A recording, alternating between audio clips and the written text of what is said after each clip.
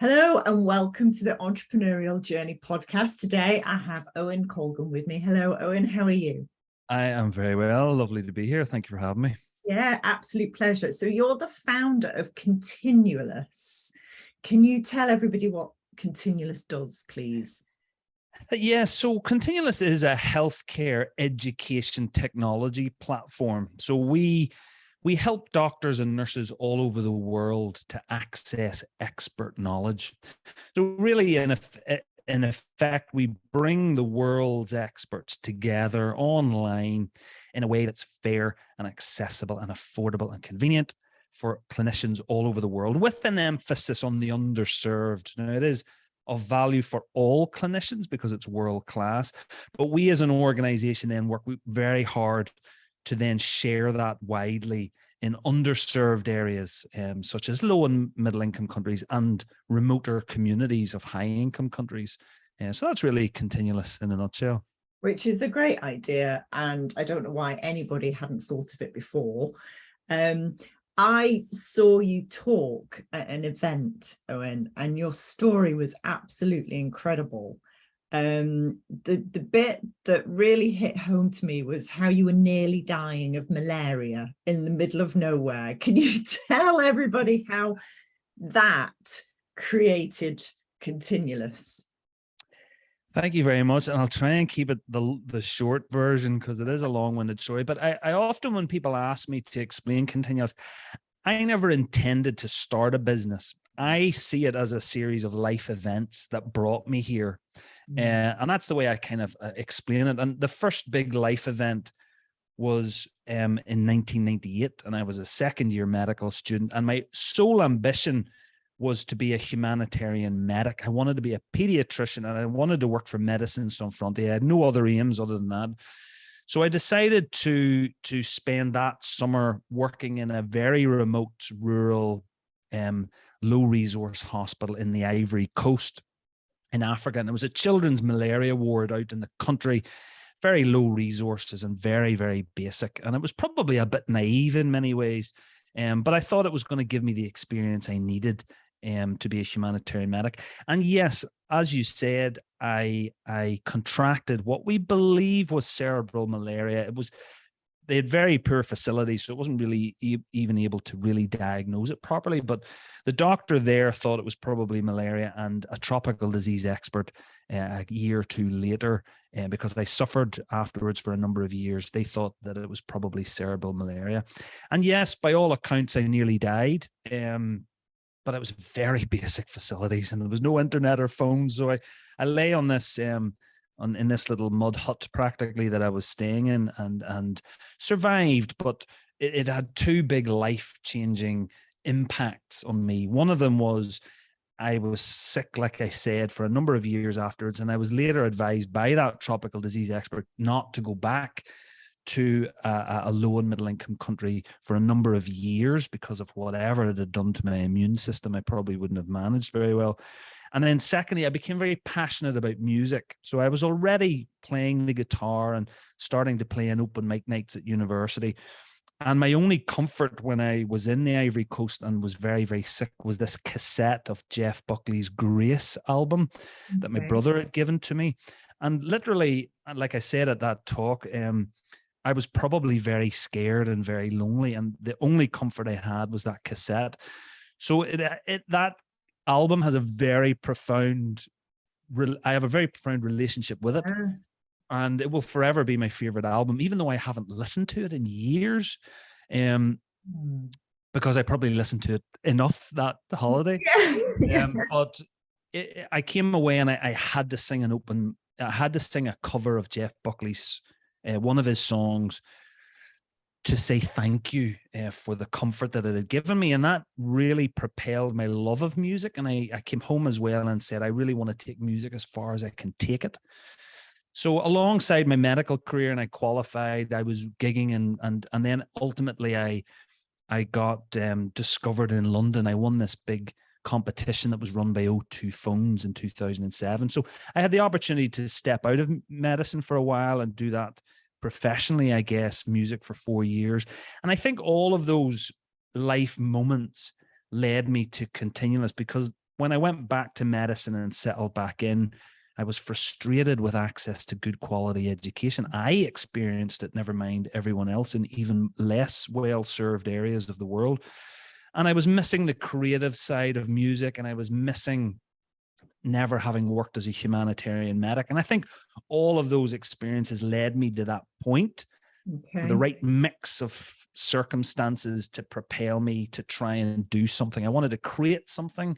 I wanted it to be humanitarian, and I wanted to solve my own educational frustration. So I think all of that combined to create Continulus. And even when I started it, I didn't realize it was a business. I had no idea about business. I just wanted to do something that was impactful, and then it just slowly grew. And then COVID hit, and suddenly online learning was a huge thing when it hadn't been previously. And so we've had to kind of nearly convert it into a business in some ways to handle the opportunities that there now seems to be. I just needed help. I needed experience. I needed support. I needed more staff. And so I've been slowly learning about business over the last few years and trying to convert it into a meaningful business. But we're getting there slowly but surely. Okay.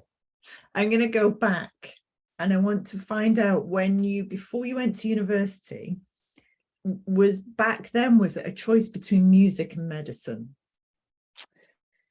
No. Right.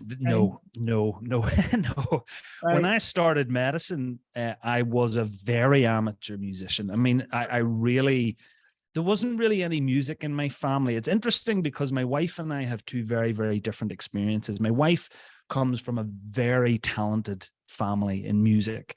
They played instruments practically before they could walk. Wow. And,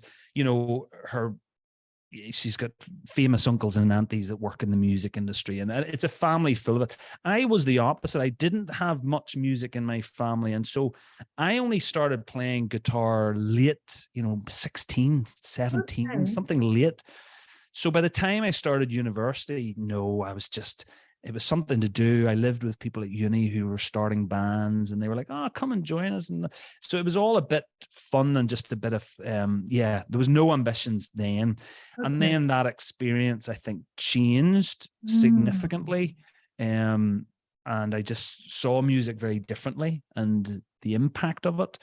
And I just thought, I'm going to give it a go. And it took a long time. I mean, from 1998, it was 2007 before I left medicine to do music. So it's a long time, but I just wanted to gig in the weekends and just enjoy it and have fun. I love performing. And even then, I probably never saw it as really a career until that opportunity came about through winning that competition. And again, I didn't want to have any regrets. So I left medicine, and I left thinking there's a very low likelihood I'm going to succeed, but I just don't want to have any regrets. And that's been a common theme in my life.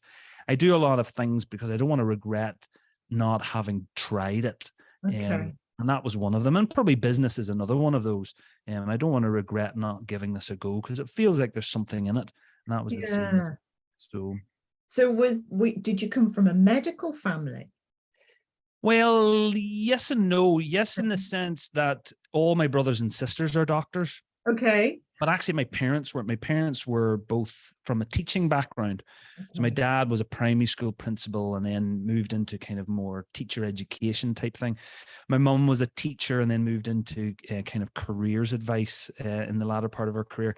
But I was the youngest of my four siblings, I have three brothers and sisters. There's four kids.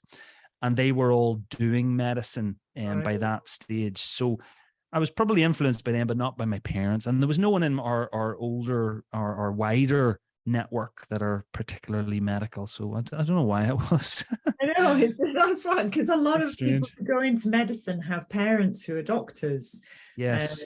So your oldest sibling was the first to go into medicine, and then all of you followed in. It's really interesting. Yeah, my mum was very passionate about Casualty, the TV show. It was her favorite TV show. So I don't know whether that rubbed off in some way subliminally. But no, they were never parents that encouraged us to do it. I think as teachers, they encouraged us to try to do well at school. And then probably, I would say, maybe if this isn't too controversial,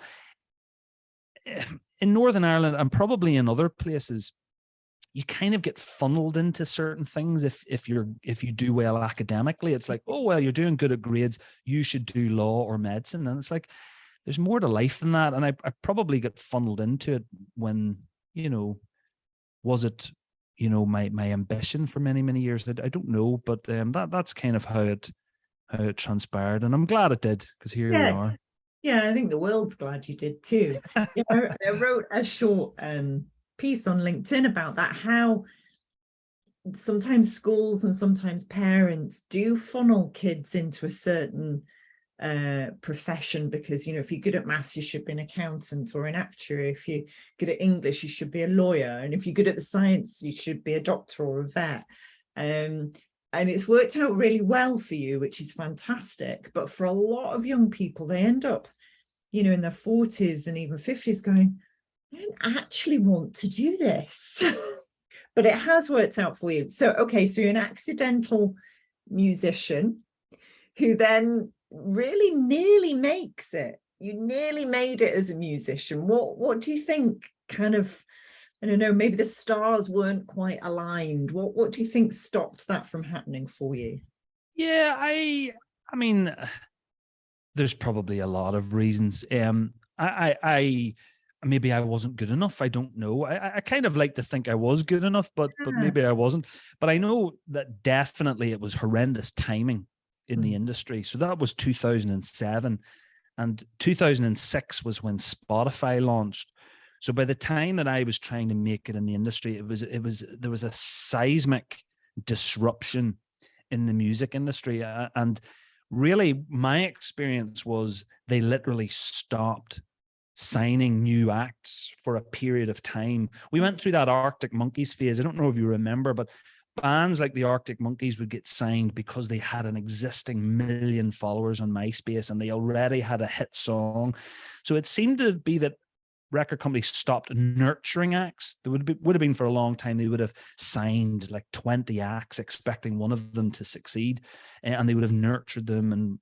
But they stopped that. And I sat in the offices of presidents of record companies, and I won't name which ones, probably wouldn't be fair, who basically said, I really like you. I mean, you're great. Your songs are great. And they would pay for me to create songs. And then they would go, but can you come back to me when you've got 1 million followers and you've got a hit song?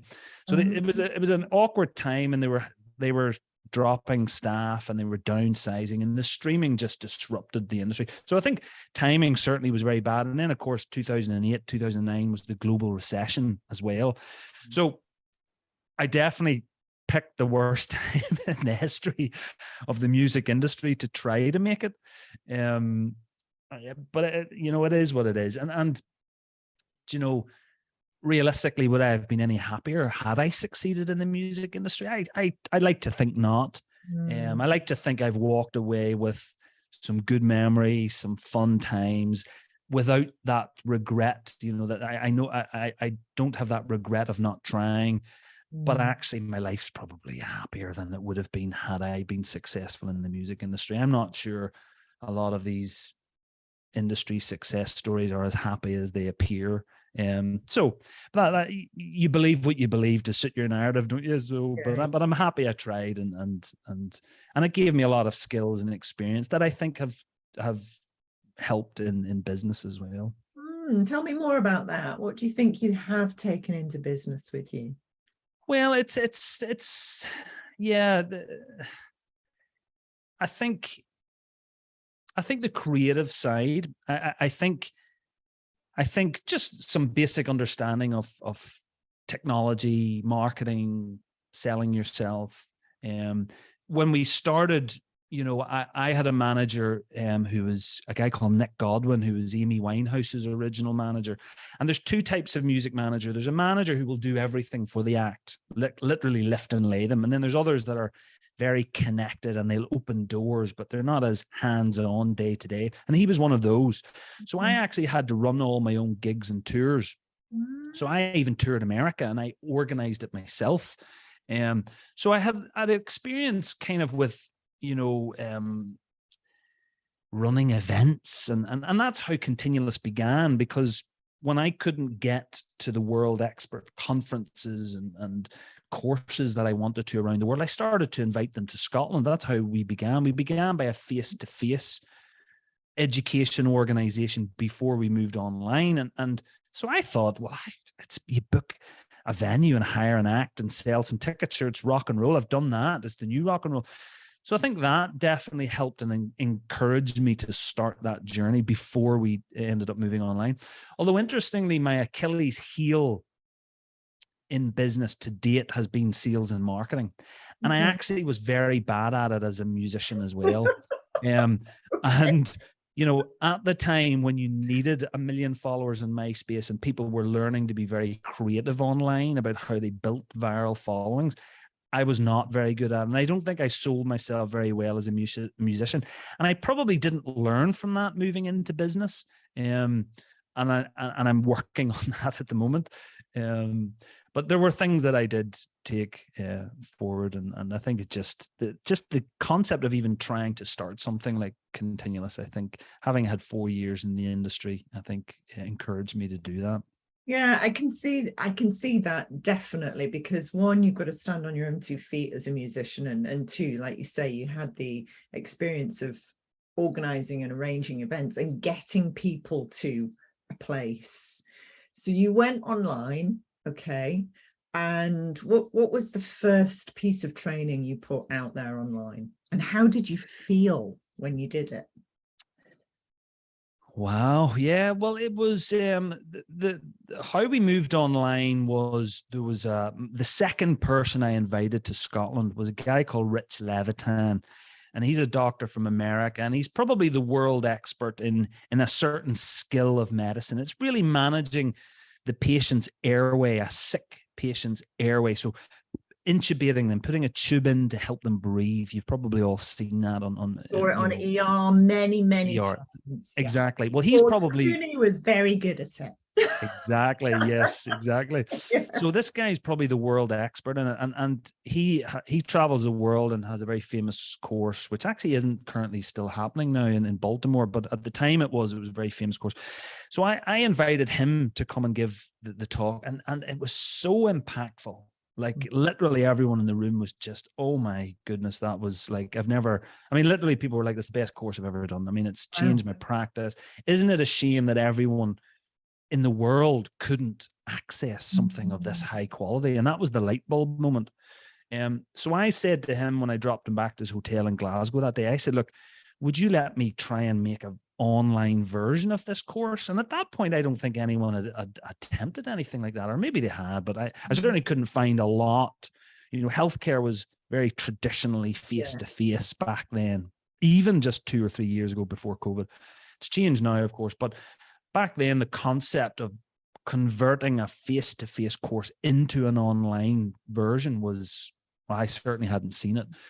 So the immediate thought was, okay, well, one thing we're losing is the ability to physically do the skill yourself. Because if you go to the practical course, you often watch some lectures and then you all kind of break out and then practice the skill on mannequins or whatever. And that's what we did when we ran the course.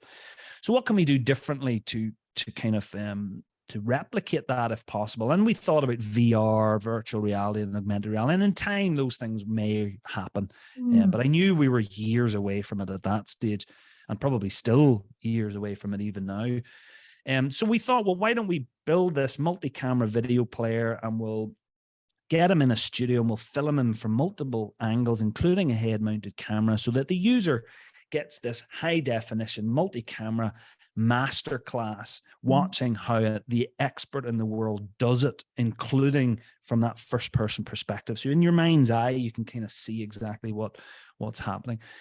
And that was what we did. And then we invited more and more courses to Glasgow, and I kept filming them all. So by 2018, we'd 6 really high quality courses, and we launched and with no fanfare, no money, no sales and marketing, no idea. I thought it was going to take off like wildfire. I just thought it was going to spread word of mouth through the world, and that's not what happens. And then we moved on to other things as well, and I was doing it all on my own whilst working full time in the hospital. So capacity was a big issue. background, knowledge, experience in business and sales and marketing was negligible. And yeah, great product, but didn't know how to convert it. And then got excited by other things. So I was off filming conferences in Africa, and I was researching in Africa. And then we started running live webinars, and instead of focusing maybe on one thing, one small thing, and making it a success and growing from there, I probably did the standard entrepreneurial, naive thing of just get excited, run wild, spread yourself ridiculously thin, don't do anything effectively. And then COVID hit, and it was just way beyond my capacity. So we've been kind of converting the potential and opportunity and what we had into something meaningful. And I think we're still in a very good place to do. Yeah, we did something very similar in 2018. We put all our content, we're consultants and coaches, put all our content online and went, yeah, everybody's going to buy it. Nobody buys it. Literally, some of your friends buy it, and that's it. And then you have to get into the dark arts of digital marketing, which we are now finally, let me tell you, Owen, 3 years, because we shelved that original platform in 2018. We're now, and we started again in 2019, 3 years down the line, we now have found how to market our online content. Okay, so after this, I'll tell you what we're doing. Please. Yeah. Well, that's the thing. I mean, a lot of business people will know this, but if there's anyone listening who isn't that familiar with the business, sales and marketing is so complex. Yeah. And you even hear it now. People say, oh, if you have a great product, it sells itself. And that could not be further from the truth. And you soon realize, as you say, and particularly when you're trying to do something on a global scale like we were. I mean, we took on the ridiculous challenge. But you know, it's you know, I think any business owner needs to think about getting good experienced sales and marketing people on board early, because it'll make the world a difference.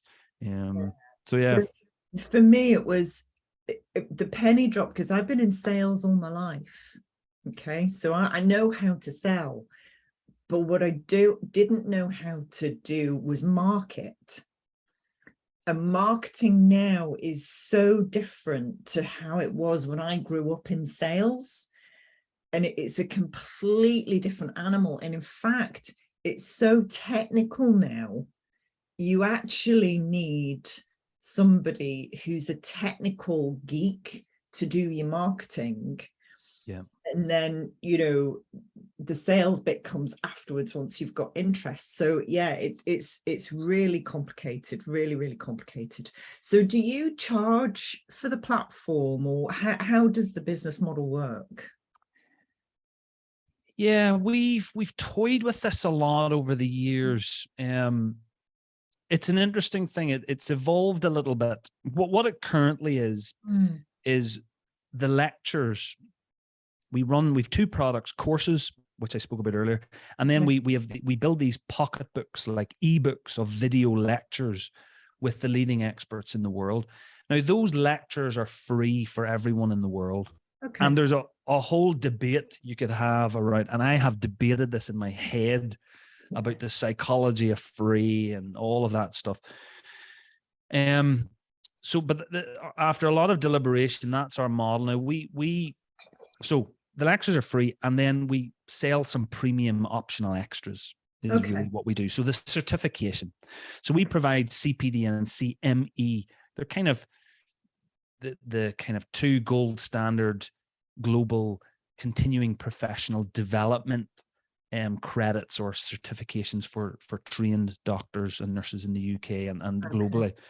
And there is some variation regionally, but they're two of the biggest providers in the world. And so you can pay to have that added to your account, like a Netflix style subscription. And then we sell licenses to universities and hospitals who get some additional benefits, but they would buy on behalf of their staff or teams. And then we're working with pharma and med tech. They can pay to have their branding added to certain parts of the the product as well. So those are our main revenue streams. We did toy a little bit with the free. Our free was part of our social mission. We are a mission-driven business. At the end of the day, our mission is to democratize healthcare education, and we felt it wasn't right to put a cost on the knowledge. Now, I know there's a lot of people who won't agree with that, and that's fair. I'm not saying that's the right thing to do, but we felt it's a benefit to every citizen in the world to have a well-educated healthcare workforce. And so why put any barriers, including cost, on them achieving or acquiring world expert knowledge when they need it? So that's made life slightly challenging as well, because we give our core product away for free and we focus on a low-paying market. So talk about setting up your hurdles before you've begun. But it's part of our social mission, and we believe that we can generate money in other ways. That mission allows us to attract the world's best speakers, and the quality then is more attractive to universities and hospitals. And then as the network grows, that's attractive to pharma and med tech who want to apply branding and stuff. So I think it's a different model. Is it the right one? I don't know. We looked at lots of different versions. I don't think anyone knows that there is a right version, or we'd all be doing it. But this seemed to fit with our social mission, and getting that balance of ensuring people get what they need, charging for optional extras. And I should have said that that's fairly priced in middle income countries and always free in low income countries. So we have this mantra, free, fair, for. So it's free lectures, fair pricing for premium features, and then we donate a minimum of 4% of profits back to global healthcare projects. So that's free, fair, for. So that's our. Oh, that's good. Yeah, that's really good. No, it sounds, you're right. You kind of, as you build it and grow it and get out there and get users and learners, and you will adjust that model so many times over until it fits all of those missions for your business. It's a very interesting one, and this might be interesting to some listeners. I don't know. The concept of free. So we have a knee-jerk reaction in high-income countries, particularly people who don't understand or have experience working in low and middle income countries. There's a knee-jerk reaction that we should make it for free to them. And I've actually had a number of odd experiences with that, and I've come round to believe that that's the wrong thing to do. And that has been supported by a lot of interviews I've done with people who have worked for many, many, many, many years in low and middle income countries, who all agree, don't give it for free.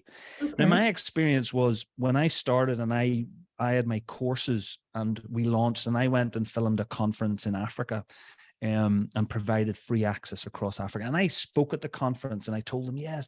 And at the time, our model was we charge in high income countries and everything is free in low income countries and middle income countries. So I got up and I told them this at this conference. And then after the conference, I went round the audience afterwards and I got this very mute response. I thought everyone was going to think I was great. And I was handing out flyers, and a lot of the flyers were left behind. Right. I came away very deflated. I couldn't understand, what had I done? And of course I'd made the cardinal mistake of, here I was, another white man who was there as a savior, giving away free things because they need free things.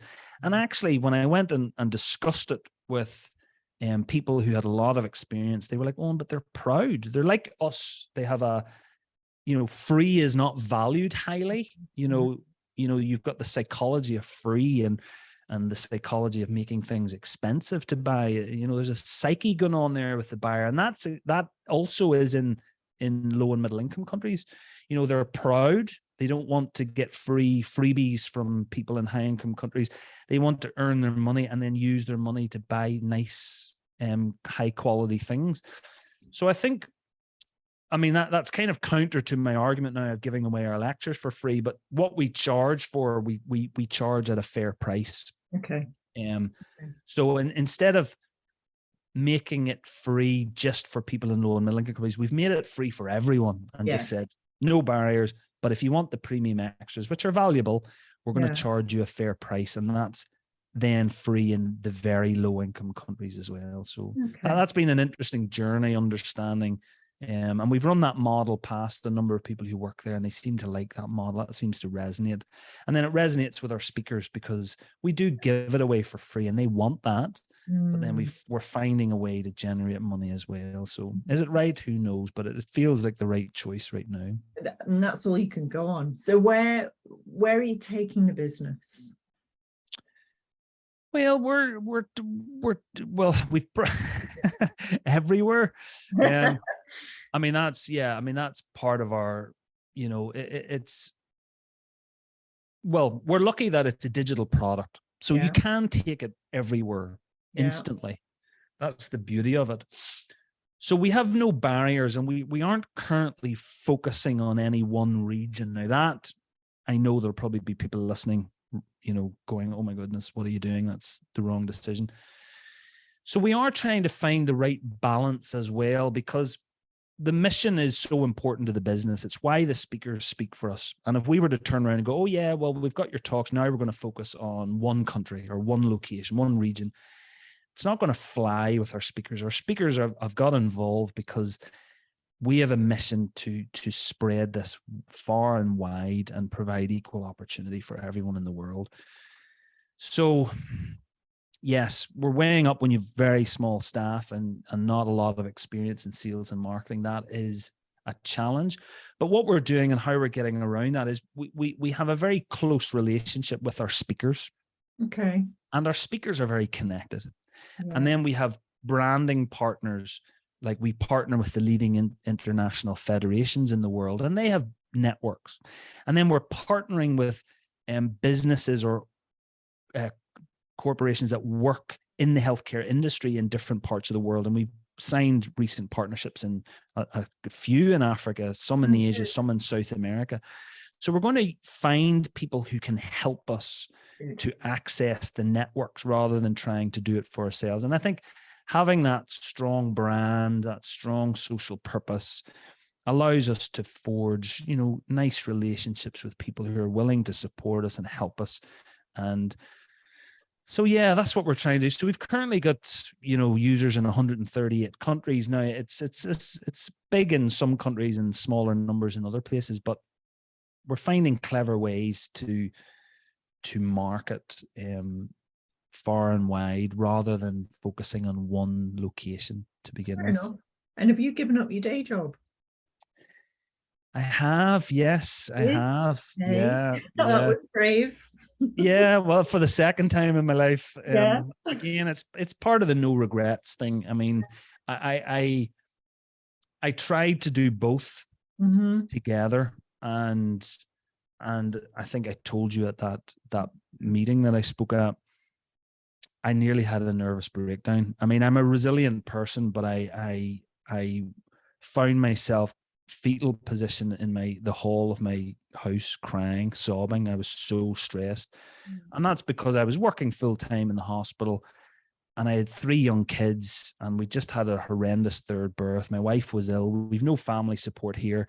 Suddenly COVID hit. I'm getting ready to gear up to manage COVID in the emergency department. And I've already taken on way more than I can chew. I was running weekly webinars, and I was managing the entire business on my own and doing probably 50, 60 hours a week in the business plus 40 hours a week in the hospital and trying to manage family life. And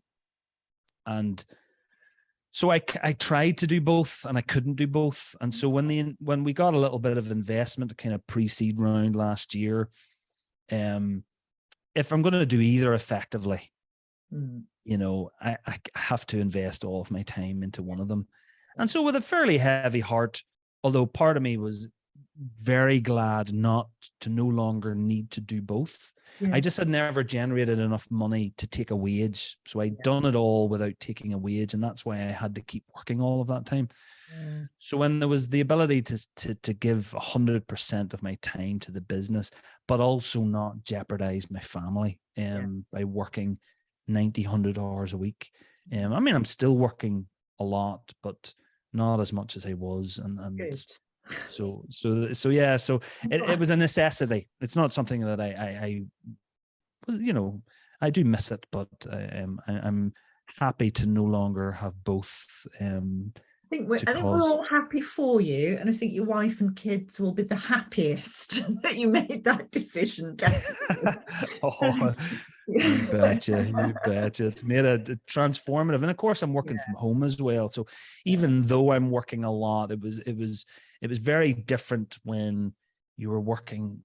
You were at home working every minute of the day, and then you were also then heading off on shift for night shifts and evening shifts, and it was too much. It was too much. So yeah, I'm around home all the time, and so they're delighted.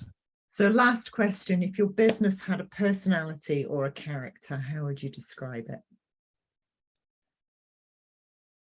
Oh, wow. I knew I should have asked you in advance what questions. I wouldn't have told you what that question was. Personality, like a celebrity type, like if it was some people have gone with a celebrity. So if that has come to mind, go with it. I don't know why I think of this person. Maybe I need to think about this a bit longer, but I'll go with Morgan Freeman. Has just popped into my head. Cool. Why is that? Yeah. Well, I think Morgan Freeman, I don't know anything about him, and he might be different in real life. I don't know what a type of person he has, but I think his persona to the audience, to the public, is someone very trustworthy, very wise, very thoughtful, and you would trust him. He's knowledgeable and honest, and seems like he's a lot of integrity and seems like a good guy. So that may not be the truth in reality. I don't know, but so yeah, I think those are all things that matter to us as a business. We bring the knowledge because it's that expert knowledge, and we hope we have a lot of integrity and honesty and trust us, and hopefully we're nice and we're doing something meaningful and supportive. And I don't know, I think that's to me what Morgan Freeman seems to be like, so I'll go with that. Amazing. And I know you're raising funds, so best luck with finding more investors. I think it's a superb thing to be investing in. I really do.